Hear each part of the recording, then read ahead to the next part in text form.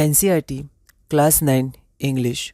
तो बीहाइव में हमारा जो पहला चैप्टर था वो था द फन दे हैड, और उसके बाद ये हमारी पोयम है the road not taken, Robert Frost द्वारा ये लिखी गई है। तो हम लोग एक एक करके इसको समझने की कोशिश करते हैं, बहुत ही ब्रीफ में समझेंगे, डिटेल में नहीं जाएंगे, है ना। देखेंगे कि वो रॉबर्ट फ्रॉस्ट क्या कहना चाह रहे हैं। Two roads diverge in a yellow would. तो डाइवर्ज मतलब होता है कि एक जगह से अलग होना, है ना। जनरली रेज ऑफ लाइट, ये कन्वर्जेंस डाइवर्जेंस ये हमें पढ़ना भी है। तो एक पॉइंट पर जब कोई चीज़ अलग अलग होती है तो इसको डाइवर्ज बोलते हैं, और एक पॉइंट पर जब कुछ चीज़ें मिल जाती हैं तो उसको बोलते हैं ये कन्वर्ज कर रही हैं। तो जैसे रोड्स डाइवर्ज करते हैं, कन्वर्ज करते हैं। तो यहाँ पर हम लोग देखते हैं two roads diverge in a yellow would, ठीक है। तो क्या होता है कि जो एक मतलब इंग्लिश या हिंदी या कोई भी भाषा में जो भी कोई मीनिंग होता है वो एक लिटरल मीनिंग होता है और एक हमारा फिगरेटिव मीनिंग होता है। लिटरल मतलब होता है जो लिखा है उसका वही अर्थ, जैसे येलो वुड लिखा है मतलब पीले रंग का जंगल, ठीक है। और एक होता है फिगरेटिव मीनिंग, मतलब उसका वही अर्थ नहीं होगा, उसका कुछ अलग अर्थ होगा, मतलब वो कुछ और बात भी बताना चाह रहा होगा, ठीक है, जिसे हम लोग भावार्थ कुछ कह सकते हैं। तो यहाँ येलो वुड मतलब ऐसा नहीं वो जंगल हमेशा से ही पीले रंग का था, क्योंकि जंगल जनरली हरे रंग के होते हैं, हरे पेड़ होते हैं। यहाँ पर येलो का अर्थ है कि वो ऑटम का समय था। तो हम लोग यहाँ देख सकते हैं कि हमारे पास सीज़न होते हैं, जैसे spring season, summer season, rainy season, autumn season या फॉल भी होता है, ठीक है। तो यहाँ एन भी हो जाएगा, थोड़ा स्पेलिंग ध्यान देंगे। विंटर में प्री विंटर होता है और कोल्ड और विंटर होता है, ठीक है। तो जनरली प्री विंटर और विंटर को एक ही हम लोग मान सकते हैं। तो यहाँ पर हम लोग देखते हैं कि मार्च से मई, ठीक है, तो फ्लावर ब्लॉसम्स लीव्स आते हैं, उसको स्प्रिंग बोलते हैं। फिर समर, रेनी और फिर ऑटम। ऑटम के समय क्या होता है कि सारे पत्ते गिर जाते हैं, इसलिए इसको फॉल भी बोलते हैं। सारे पत्ते गिर जाते हैं, जो कलर होता है लीव्स का वो चेंज होता है, ब्राउन रंग के हो जाते हैं और येलो रंग के हो जाते हैं। तो सितंबर नवंबर में लगभग ही होता है, और यहाँ से हम लोग दोनों को विंटर ही मान लेते हैं। तो नवंबर से फिर विंटर, अक्टूबर नवंबर से मतलब जनरल ले सकते हैं। तो यहाँ पर वो कहना चाह रहे हैं कि ऑटम सीज़न है, ठीक है, फॉल का सीज़न है। तो उस समय एक जंगल है वहाँ पर और दो रोड्स डाइवर्ज कर रहे हैं, ठीक है। तो यहाँ से ऐसे दो रोड्स डाइवर्ज कर रहे हैं। And sorry I could not travel both. तो वो कहते हैं कि और सॉरी मैं दोनों को ट्रैवल नहीं कर सकता, मतलब वो यहाँ पर मान लेते हैं खड़े हुए हैं, तो वो बोलते हैं कि मैं दोनों को ट्रैवल नहीं कर सकता एक साथ, क्योंकि एक बार में मैं एक ही पे जा सकता हूँ। एंड बी वन ट्रैवलर, तो यहाँ पर ई हो जाएगा, अब स्पेलिंग देख लीजिएगा। And be one traveller long I stood. तो मैं एक ही ट्रैवलर हूँ, ट्रैवलर जो ट्रैवल करता है। और लॉन्ग आई स्टूड, लॉन्ग मतलब लंबे समय तक, तो समय हमें खुद समझना है, समय की बात हो रही है। तो लंबे समय तक आई स्टूड मतलब मैं खड़ा रहा है, स्टैंड स्टूड, तो ये V2 हो जाएगा। Long I stood and looked down one as far as I could. तो मैंने फिर एक रास्ते को देखा, ये कहाँ तक जा रहा है ना, क्योंकि मैं समझ नहीं पा रहा था कि मुझे कौन सा रास्ता चुनना है। तो वो कहते हैं कि फिर मैंने एक रास्ते को अंत तक देखा कि वो कहाँ तक जा रहा है, मतलब जहाँ तक हम लोग देख पाएंगे। As far as I could मतलब जहाँ तक मैं देख पाया। To where it bent in the undergrowth. Bent, bend का V2 मतलब बेंड का पास्ट फॉर्म है, ठीक है, V2 V3 भी होता है।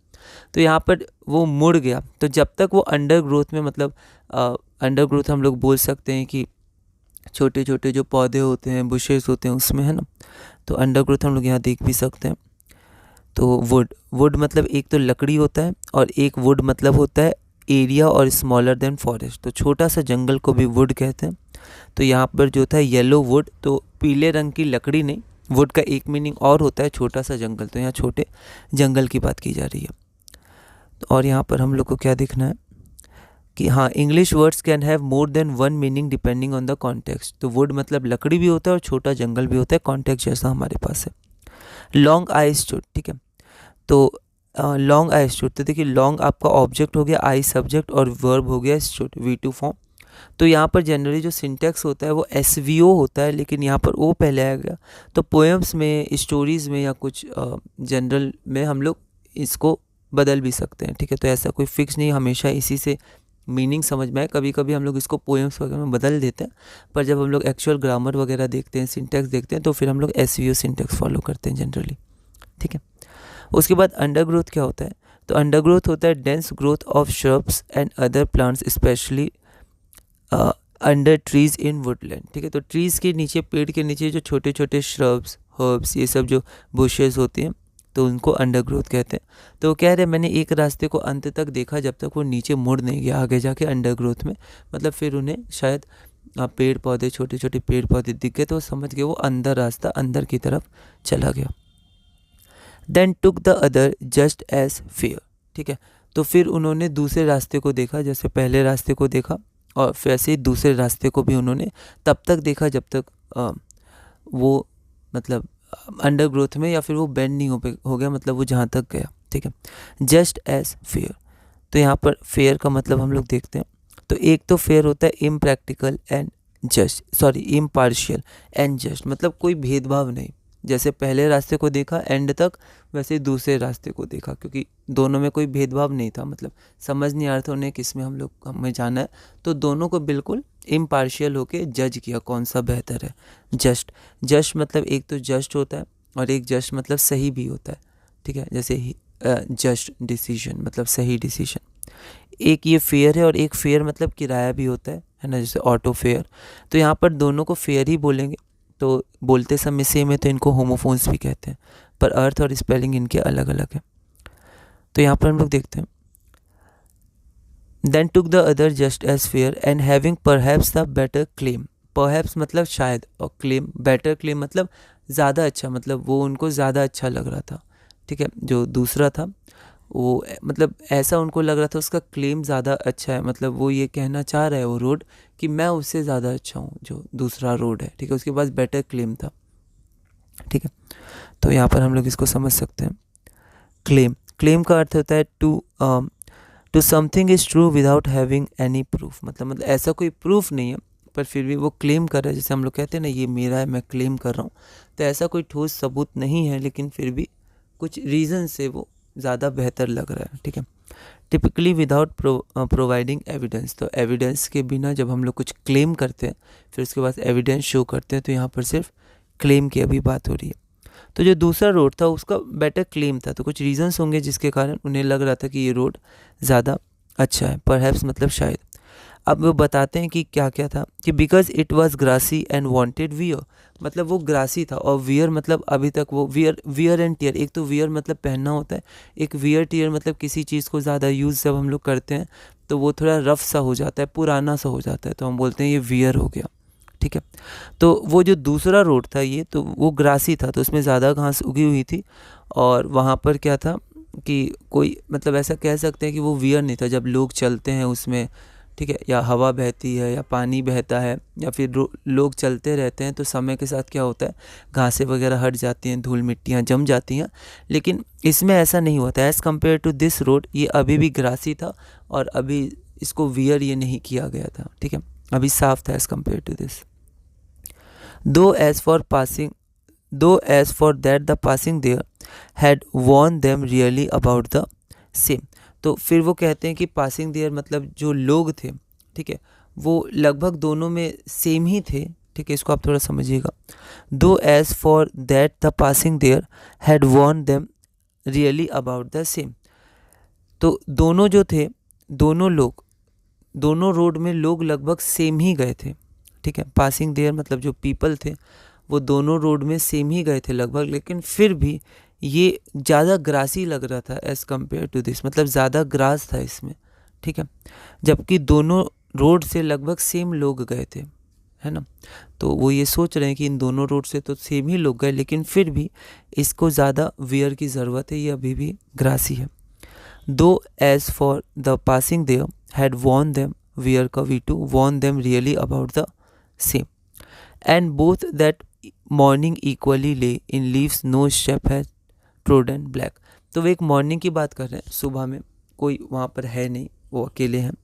equally lay in leaves no step had trodden black, ठीक है। trodden ट्रीड होता है, ट्रीड मतलब होता है चलना, यहाँ हम लोग देख लेते हैं, ये इसका V3 है। तो tread walk in a specific way, to walk, चलने को ट्रीड बोलते हैं, इसका V3 होता है ट्रोडन, ठीक है। तो यहाँ हम लोग आगे देखते हैं। In leaves no step had trodden black, ठीक है।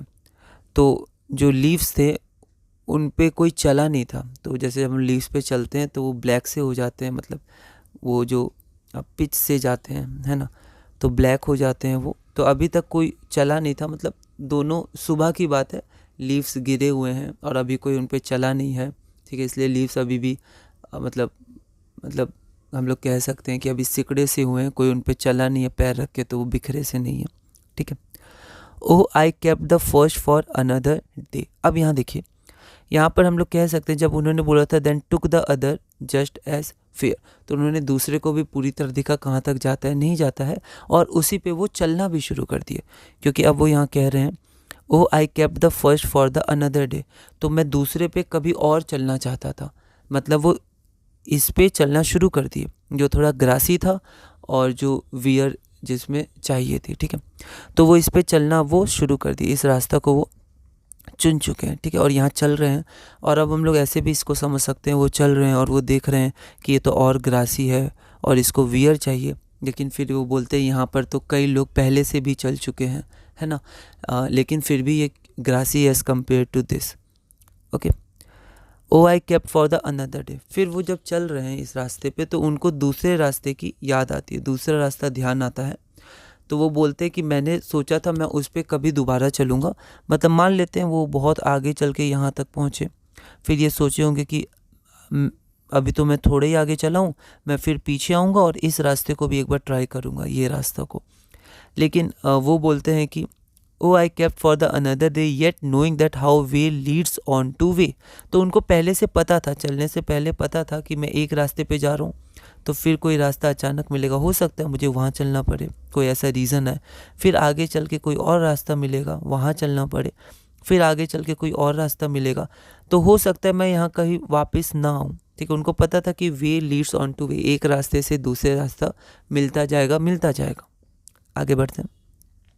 Oh, I kept the first for another day, yet knowing how way leads on to way. I doubted if I should ever come back. फिर उनको doubt हुआ कि अब ये रास्ते मिलते जा रहे हैं, अब पता नहीं मैं कभी स्टार्टिंग पॉइंट पे वापस आके वो दूसरा रास्ता ले पाऊँगा कि नहीं ले पाऊँगा, ठीक है।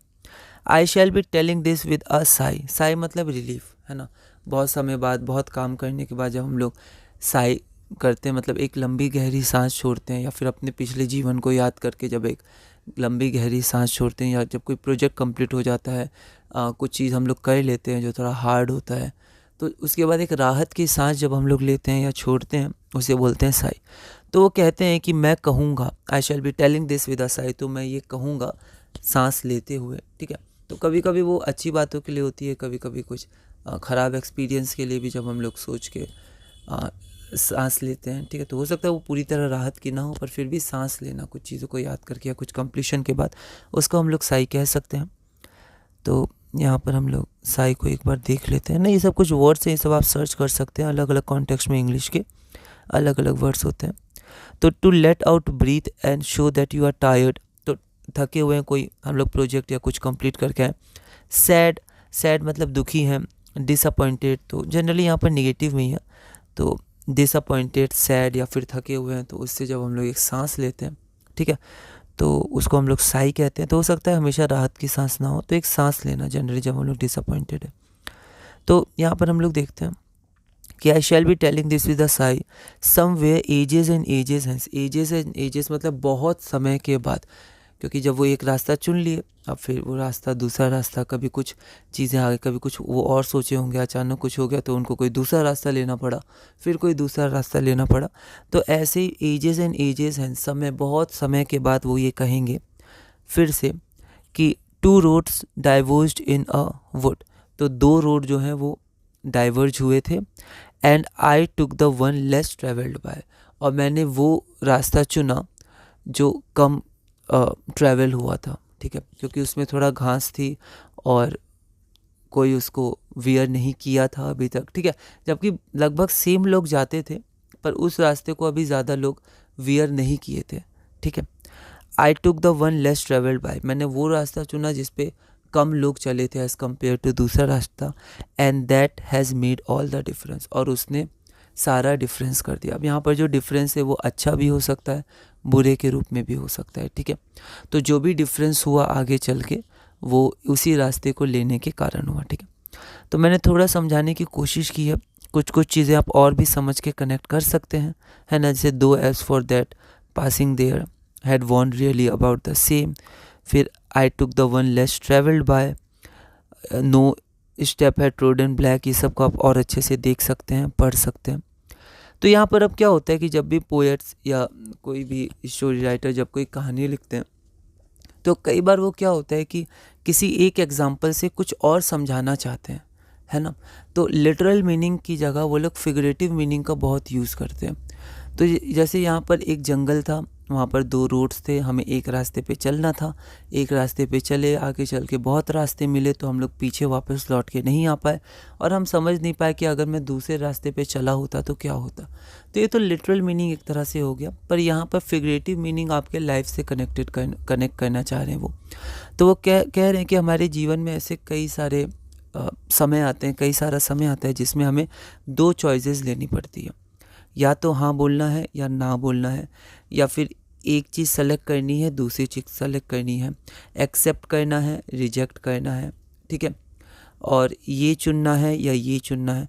तो ऐसे करके लाइफ में हर समय दो चॉइसेस आती रहती हैं, कुछ बहुत बड़ी होती हैं और कुछ थोड़ी स्मॉल होती हैं कि उतना फ़र्क नहीं पड़ेगा, लेकिन कई बार बहुत चीज़ें कुछ ऐसी होती हैं कि हाँ फ़र्क पड़ सकता है आगे चल के। हो सकता है उस समय समझ में नहीं आए, पर थोड़ा बहुत लगता है हाँ शायद आगे चल के फ़र्क पड़ सकता है। तो ये लाइफ के कुछ सर्कमस्टेंसेस को जो पोएट हैं वो कनेक्ट करना चाह रहे हैं, ठीक है। तो वो वही बोल रहे हैं कि हम लोग दो चॉइसेस हमारे पास है कि ये करना है या ये करना है, ठीक है, और हम लोग बोलते हैं ये करते हैं, ठीक है। हो सकता है ये लोग बहुत कम लोग करते हैं, या जनरली हम लोग सोचते हैं कि ज़्यादा लोग यही करते हैं तो चलो वही करते हैं ना, ज़्यादा चांसेस है क्योंकि ज़्यादा लोग कर रहे हैं तो ये सही होगा। तो ऐसे करके हम लोग अपने मन को समझाते हैं और बहुत सारे डिसीजंस लेते हैं फैमिली से, रिलेटिव से, ठीक है, और फिर हम लोग एक डिसीज़न को ले लेते हैं, है ना। पर जब हम लोग एक डिसीज़न ले लेते हैं, उस चीज़ में आगे बढ़ जाते हैं, तो आगे जीवन में कई सारी सर्कमस्टेंसेस होती हैं तो अनएक्सपेक्टेड होती है। हमने जो सोचा होता है ऐसा होगा, पर वैसा नहीं होता है, ठीक है। तो फिर हमें कई बार सर्कमस्टेंसेस के अनुसार अपना डिसीज़न को थोड़ा मॉडिफाई करना पड़ता है। तो उसी तरह यहाँ पर दो डिसीज़न ने, हमने ये डिसीज़न लिया, फिर कुछ ऐसा सर्कमस्टेंसेस आ गया कि हमें फिर ये डिसीज़न आगे नहीं बढ़ के थोड़ा देर हमें इधर जाना पड़ा, पर हमें ध्यान है कि हमें आगे ही बढ़ना था पर इधर जाना पड़ा। फिर आगे चल के कुछ और सर्कमस्टेंसेस हो गए तो इधर जाना पड़ा, फिर कोई और सर्कमस्टेंसेस हो गए तो हो सकता है हमें एक दूसरा पाथ ही लेना पड़ा, ठीक है।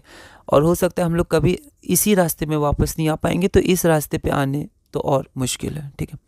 फिर ऐसे करके कई बार हो सकता है हम लोग इसी रास्ते में आगे पहुंच चुके हैं, ठीक है, पर फिर हम लोग इस रास्ते में अब कंफर्टेबल हैं, हो सकता है हमारा डिसीज़न सही है तो हम लोग इस रास्ते में आना भी नहीं चाहेंगे, बस ये सोचेंगे कि क्या पता यहाँ होता तो अच्छा होता, ठीक है। तो ये तो पॉजिटिव वे में हो गया, मैंने ये रास्ता चुना था, मेरे लाइफ में इसलिए डिफरेंस आया, अब मैं खुश हूँ, मैं आगे बढ़ूँगा। लेकिन एक दूसरा ये भी हो सकता है कि हमने फिर से, हमारे पास ये दो रास्ते थे, ठीक है, तो हमारे पास जब ये दो रास्ते थे तो मैंने मान लीजिए यही चुना, फिर कुछ जीवन की सर्कमस्टेंसेस है ना अनएक्सपेक्टेड होती है, ठीक है, तो हमें फिर भी प्रिपरेशन करना चाहिए जितना हम लोग कर सकते हैं, पर फिर भी ध्यान रखना है कि कई सारी सर्कमस्टेंसेस अनएक्सपेक्टेड सामने आ सकती हैं और तब हमें मॉडिफाई करना चाहिए। तो हमें फ्लेक्सिबल रहने की कोशिश करनी चाहिए।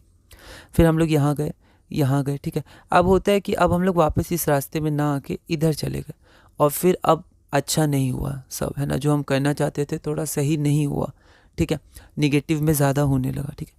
फिर किसी तरह हम लोग इस रास्ते को कंटिन्यू किए तो और मुश्किलें आई, तो फिर हम लोग इस रास्ते में गए, फिर इस रास्ते में, ठीक है।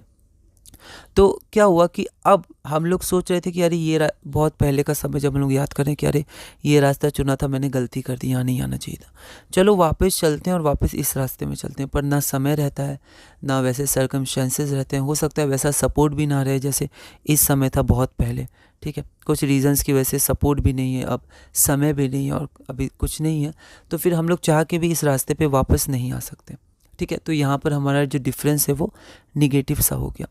तो यहाँ पर जो रॉबर्ट फ्रॉस्ट कह रहे हैं कि यहाँ पर जो हमारे पास डिफरेंस हो गया है, ठीक है, तो वो पॉजिटिव भी हम लोग ले सकते हैं, निगेटिव भी ले सकते हैं, क्योंकि उन्होंने बस इतना बोला है कि मैंने वो रास्ता चुना था जो ज़्यादा लोग नहीं चुनते हैं।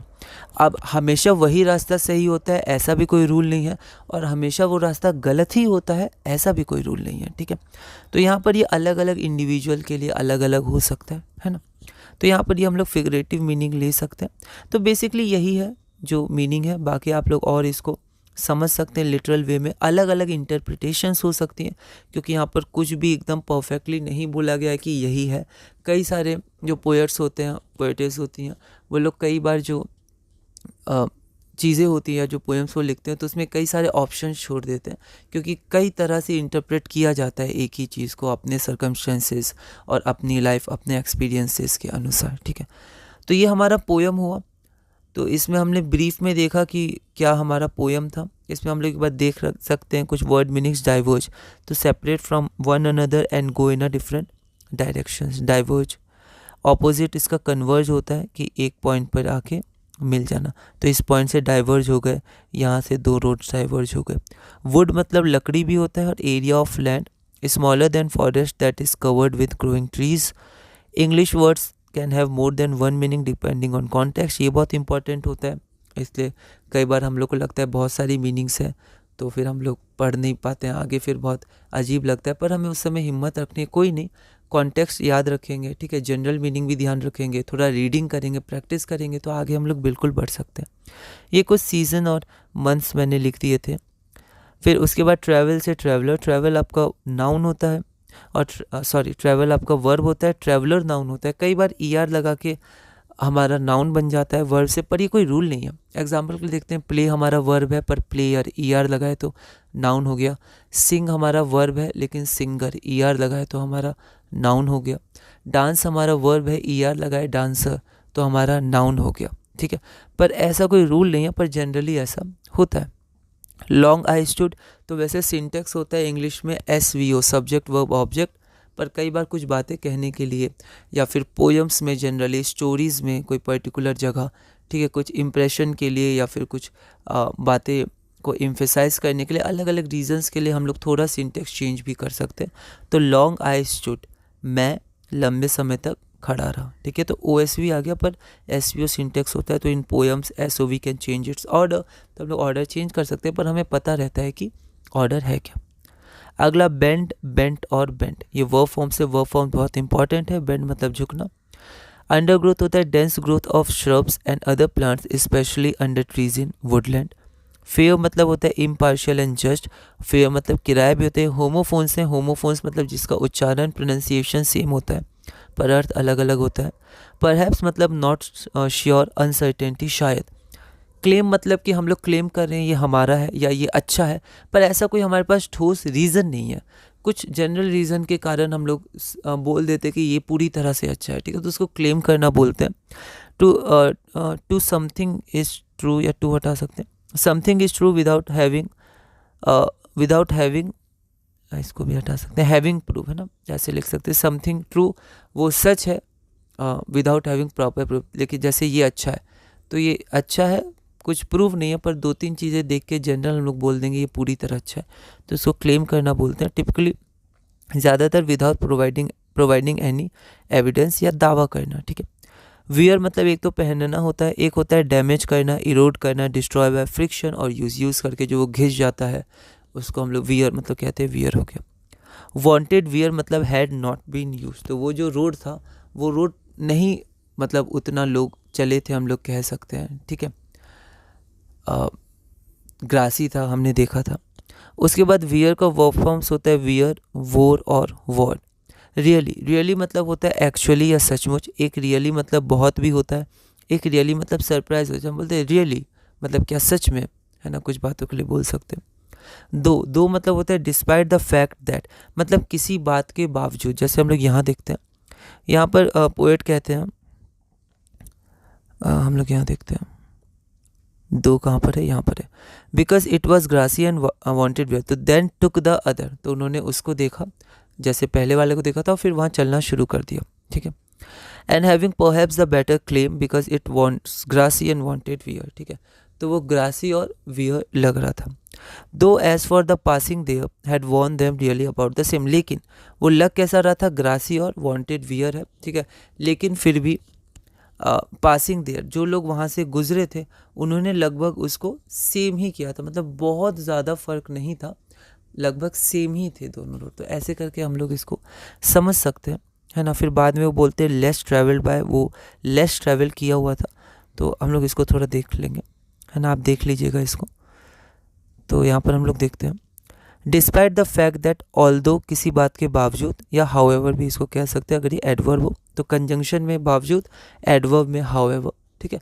तो अलग अलग पार्ट्स ऑफ स्पीच में अलग अलग अर्थ हो सकते हैं। ले मतलब होता है पुट डाउन केयरफुली, ठीक है, मतलब मॉर्निंग पुट डाउन केयरफुली ले होता है, जैसे इक्वल मॉर्निंग ले, मतलब जो सुबह थी वो नॉर्मल सुबह थी और दोनों रोड मतलब अभी चला नहीं था कोई उस पर, मतलब वो शायद उसी समय की बात कर रहे होंगे। अगला है ट्रेड। ट्रेड मतलब वॉक करना, ट्रेड या ट्रीड हम लोग कह सकते हैं, वो प्रोनाउंसिएशन आप देख लीजिएगा, ट्रॉड और ट्रॉडन। येट मतलब होता है अभी तक या स्टिल। एवो मतलब होता है किसी भी समय, और एक होता है ऑलवेज, हमेशा, उसको भी एवो कहते हैं। अगला साई हमने देखा था, तो let out deep breath that shows you are tired, sad, disappointed. To say something with a sigh के साथ कुछ कहना। हैंस मतलब होता है फॉर दिस रीजन, इस कारण या अतएव, एज अ कंसिक्वेंस।